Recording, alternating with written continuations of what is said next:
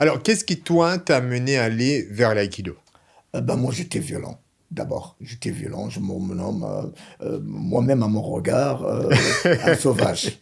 Un D'accord. sauvage. Je sais pas me battre. Tous les gens, quand j'étais petit, qui faisaient du karaté dans mon quartier, je les ai tous battus, tout ça et tout.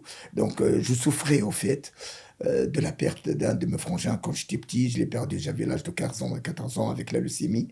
Et ça m'a engendré en moi la culpabilité du survivant. En fait, c'est le syndrome de Stockholm. Mhm. Et au fait, c'était une violence continue. Donc, elle est contenue en moi et elle s'exprime par bon. Et donc, pour abréger, jusqu'à la rencontre de mon enseignant en Aikido, maître Amin Bagdouche, ou Alain Trouvé, si vous voulez, en français.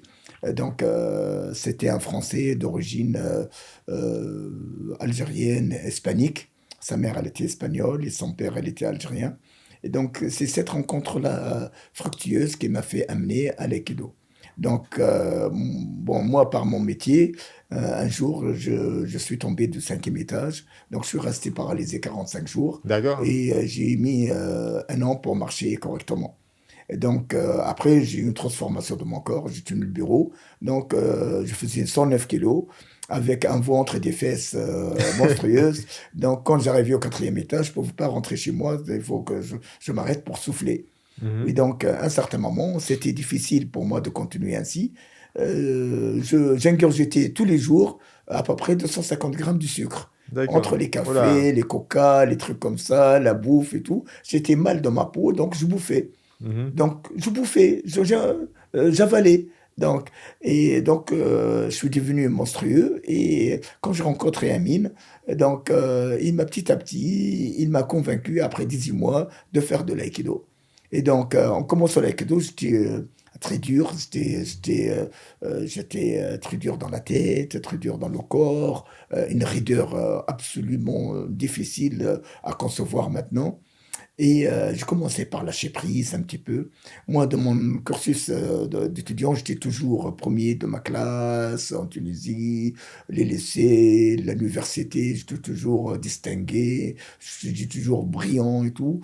Et c'est une maladie au fait. Enfin, on ne peut pas être obnubilé par le jusque-boutisme, le parfait, Donc, tu étais en recherche de l'impeccabilité, en fait. vraiment le parfait. D'accord. J'étais derrière le parfait, maîtriser tout dans ma vie, maîtriser absolument tout, c'était très difficile. Et donc, à maintenir le cap, à un certain moment, vers la trentaine, tu vois, tout ça et tout, j'ai commencé à m'assagir, tu vois, tout ça et tout. Et à 43 ans, non, 37 ans, j'ai commencé l'aïkido avec Amine. D'accord. Donc, à 37 ans, j'ai commencé, c'était déjà trop tard, hein. Et la chance que j'ai eue, c'est que j'ai maintenu le cap. Et du groupe initial qu'on a commencé ensemble, il y a moi et Johan du nord de la France, qu'on est sortis des entraîneurs, troisième dan, quatrième dan D'accord. d'Aikido.